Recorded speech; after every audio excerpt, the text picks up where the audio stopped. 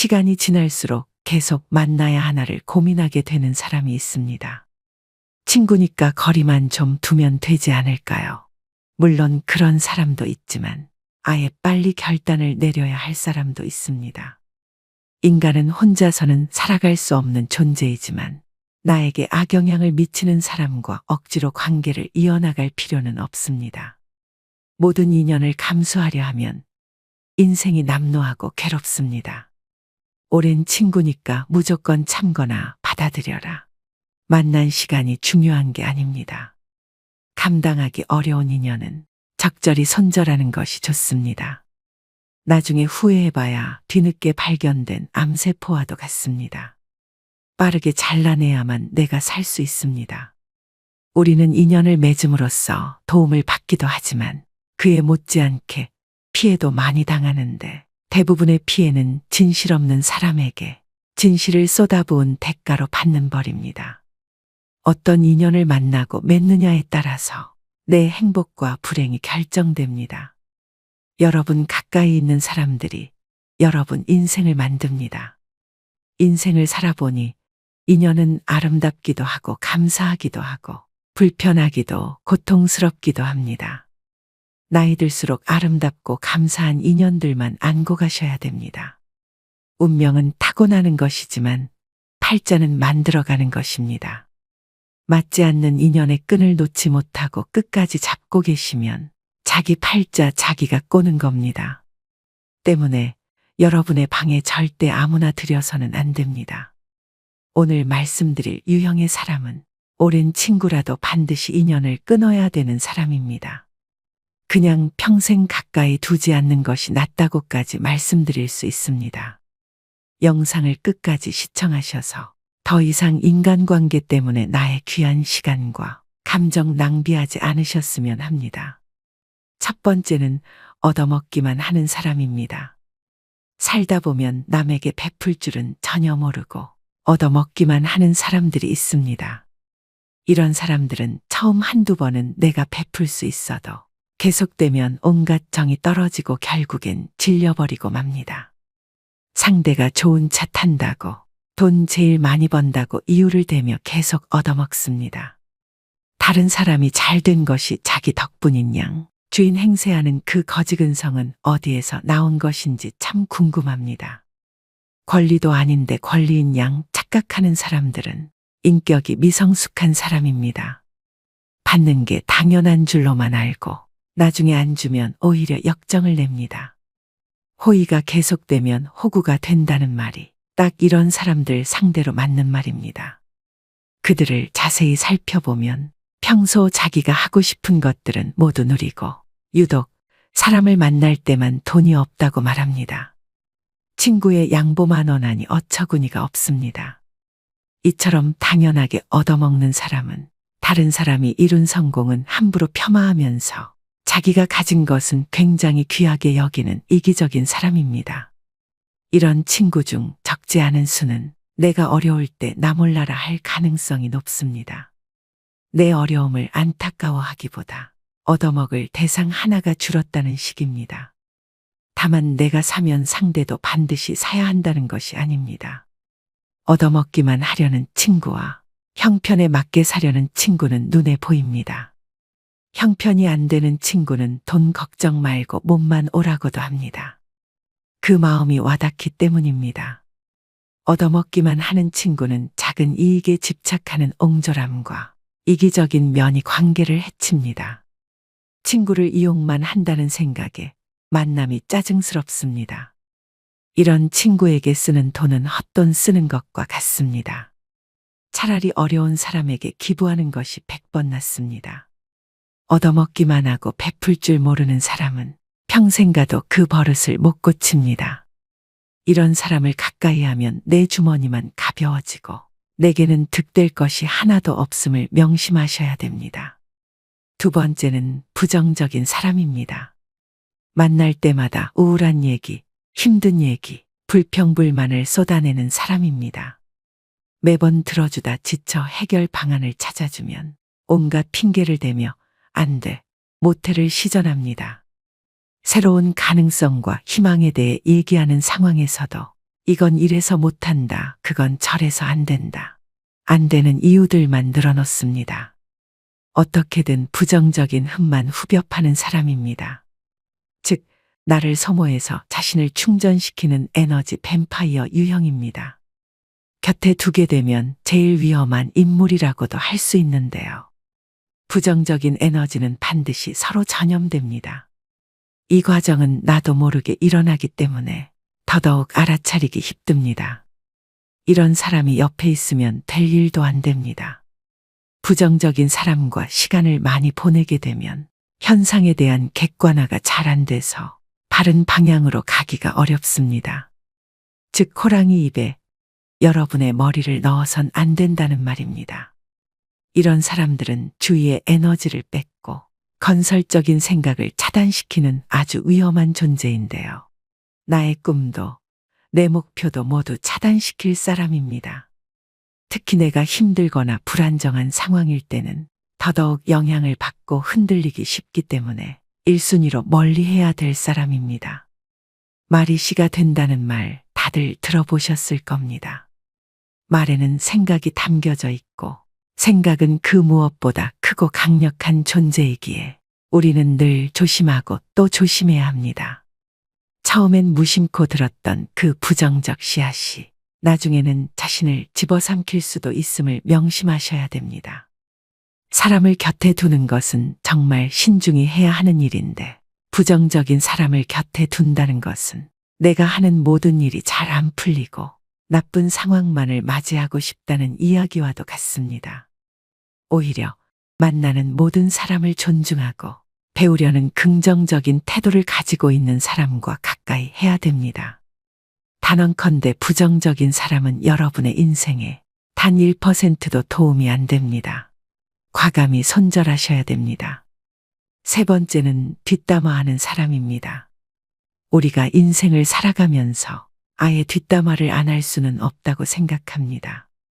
자신의 속상했던 일이나 감정을 신뢰할 만한 사람에게 털어놓는 것은 감정 정화의 효과가 크다고 생각하는데요. 하지만 지금 말씀드리는 손절해야 될 사람은 틈만 나면 뒷담화를 일삼는 사람입니다. 뒷담화를 주기적으로 하는 사람들은 상대방을 깎아내림으로 자신이 일시적으로 우월해 보이는 느낌을 즐깁니다. 자신의 열등감을 뒷담화로 해소하려는 것이죠. 또 듣는 사람이 공감하지 않을 경우에는 넌 내 편이 아니구나라고 생각하며 그 사람에 대한 험담을 또 다른 누군가에게 하는 패턴을 가지게 됩니다. 나는 아니겠지라고 안일하게 생각하다가 뒤통수를 맞게 됩니다. 상대가 자주 뒷담화를 하는 기색이 보인다면 바로 머릿속에서 경고 신호를 올리셔야 합니다. 특히 이런 사람들의 가장 큰 문제점은 어디서 전해들은 이야기를 부풀려서 사실인 양 여기저기 퍼나르고 남의 치부나 약점까지도 전혀 경각심 없이 나불거릴 수 있다는 점입니다.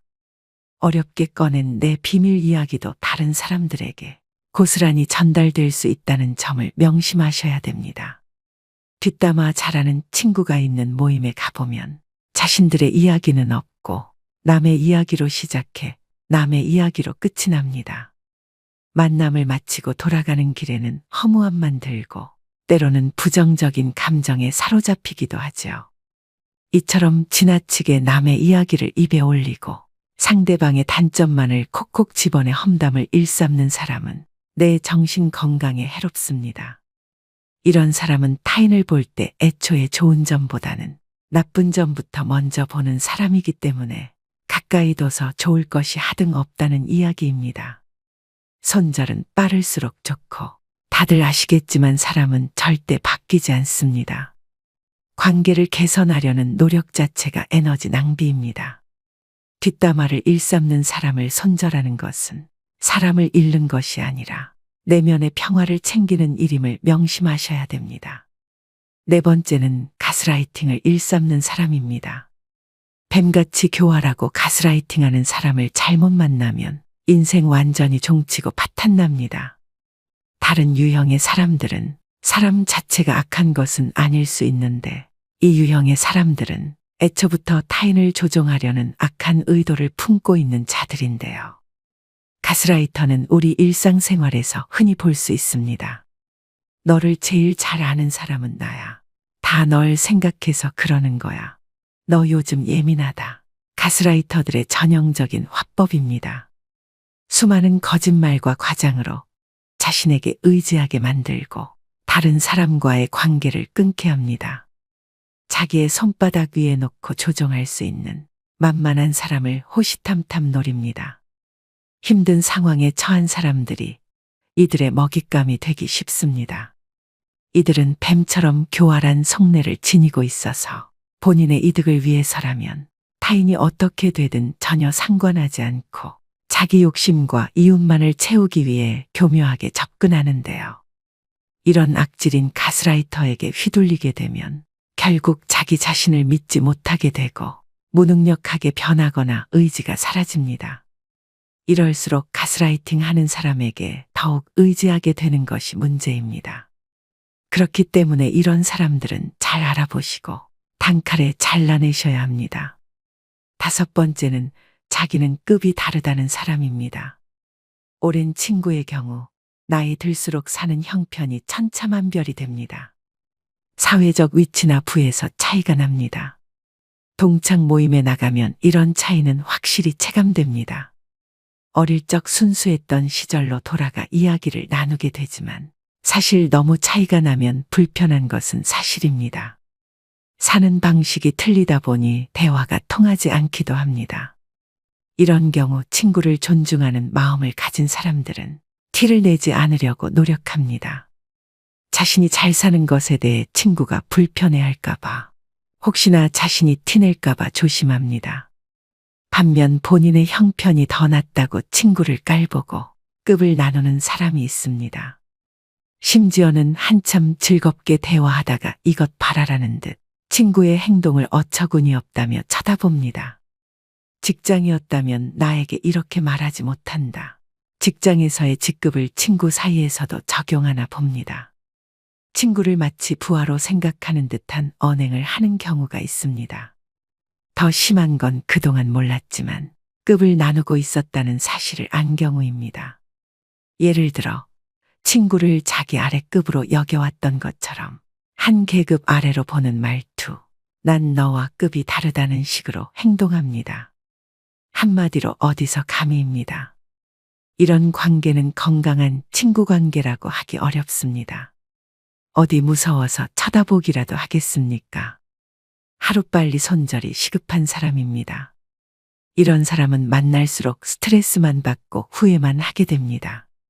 6번째는 전형적인 내로남불 유형인 사람입니다. 같은 상황 속에서도 나는 되고 너는 안 된다고 하는 사람들이 있습니다. 이런 사람 특징은 자기 자신에게는 한없이 관대하고 남에게는 옹졸해서 엄격한 잣대를 들이밀죠. 진정 성숙하고 그릇이 넓은 사람이라면 이와는 반대로 적용합니다. 자기 자신은 엄격하게 돌아보고 다른 사람은 너그럽게 용서할 줄 알아야 합니다. 하지만 이런 내로남불 유형의 사람들은 남이 자기에게 하는 실수는 티끌만큼도 용납을 못하면서 자기가 저지른 잘못은 그럴 수도 있지라며 뻔뻔한 태도로 일관합니다. 또 이런 사람은 남에게 미안하다는 사과도 전혀 하지 않고 본인의 잘못을 인정할 줄도 모릅니다. 이런 사람을 두고 참으로 낯짝이 두껍다, 뻔뻔하다는 표현이 있는 것이겠죠. 그야말로 천상천하 유아독존에 제 잘난 맛에 사는 사람입니다. 애초에 자기를 향한 기준이 너무 관대하고 자기 객관화가 안 되는 사람이기 때문인데요. 이런 사람과 대화를 하다 보면 우라통이 치밀거나 속에 천불이 납니다. 이 사람과 똑같은 사람이 되기 싫어 꾹꾹 참으며 배려심 있게 행동하지만 결국 같은 상황이 되풀이되는 악순환입니다.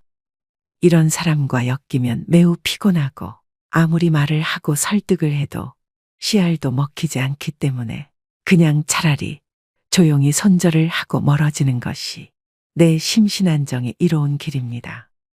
마지막 7번째는 시간이 아깝게 느껴지는 사람입니다.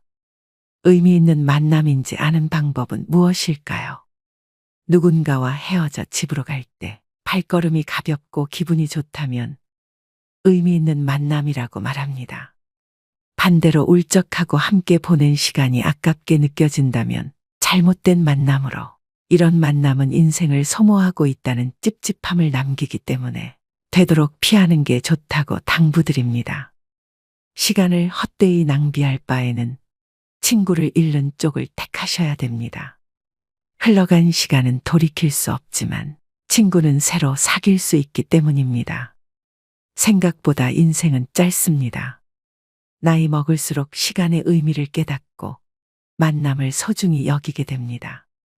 이때 만남은 양이 아니라 질입니다.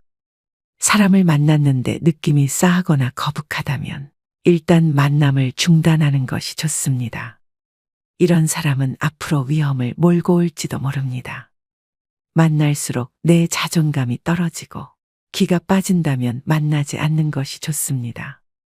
느낌은 찜찜한데 억지로 만나고 나면 역시나 기분이 좋지 않은 경우가 많지요. 책 적정한 삶의 저자인 김경일 심리학과 교수가 한 강연에서 제안한 전화번호를 차단하는 방법도 효과적이라고 생각합니다. 찜찜한 사람에게 전화가 오면 조마조마할 때가 있습니다. 전화를 받으면 자기도 모르게 약속을 잡고 약속일이 다가올 때까지 스트레스를 받습니다. 아예 번호를 뜨지 않게 하면 이런 고통에서 벗어날 수 있습니다. 우연히 만나게라도 되면 전화기를 바꾸다가 연락처를 모두 날려버렸다고 하면 됩니다. 이때 절대 구구절절 설명하려 들지 마십시오. 내 마음도 부담스럽고 상대방에게도 들키게 됩니다. 가볍고 간단하게 말하면 됩니다. 죄 지은 사람처럼 행동하고 길게 설명하는 태도는 재발절인 행동입니다. 이런 사람과 애써 만남을 유지하면서 내 소중한 수명을 깎아먹지 마시기 바랍니다. 오늘의 영상 어떠셨나요? 말씀드린 손절해야 되는 사람 유형 7가지는 친구를 떠나서 모든 인간관계에서 통용됩니다. 어릴 때는 인간관계를 정리하고 손절을 하면 세상 큰일이 나는 줄 알았습니다. 그런데 나이가 들수록 내 곁에 나와 잘 맞고 대화가 잘 되는 사람이 있다는 게 감사하다는 생각이 듭니다. 안 맞는 사람들은 하루라도 빨리 끊어내는 것이 내 인생을 윤택하게 만드는 길임을 깨닫습니다. 상처를 받을 것인지 말 것인지, 또 상처를 키울 것인지 말 것인지도 내가 결정합니다. 그 사람의 행동은 어쩔 수 없지만 반응은 언제나 내 몫입니다. 진정한 인연이라면 최선을 다해서 좋은 인연을 맺도록 노력하고, 스쳐가는 인연이라 생각되면 무심코 지나쳐버려야 합니다. 그것을 구분하지 못하고 만나는 모든 사람들과 헤프게 인연을 맺어 놓으면 쓸만한 인연을 만나지 못하는 대신에 어설픈 인연만 만나게 되어 그들에 의해 삶이 침해되는 고통을 받아야 합니다. 사람의 타고난 성격은 좀처럼 변하지 않으므로 고쳐 쓰기보다는 인연을 바꾸어 쓰는 것이 옳습니다. 즉 덩굴손 나무는 가까이 두면 감고 올라가 해롭게 함으로 싹을 잘라버려야 함과 같죠. 물론 상대방이 한두 번 잘못했다고 가차없이 손절하라는 것은 아닙니다. 오랜 친구니까 그동안 이해하고 넘어갔던 부분이 많으실 겁니다. 많이 만나보고 심사숙고해서 내리는 결정입니다. 아닌 줄 알면서도 끝까지 붙들고 계시는 분들이 많습니다. 놓을 땐 놓을 줄도 알아야 됩니다. 모든 미련은 시절에 달린 것이며 언제 떠나느냐의 분기점이 다를 뿐입니다. 다스림에는 한계가 있으며 이를 분별하는 것이 통찰력이죠. 오늘의 영상이 인간관계에 있어 통찰력을 기르는 시간이 되셨길 바랍니다. 오늘도 노후의 지혜와 함께 해주셔서 감사드립니다. 황금빛으로 무르익어가는 여러분의 지혜로운 인생을 언제나 응원합니다.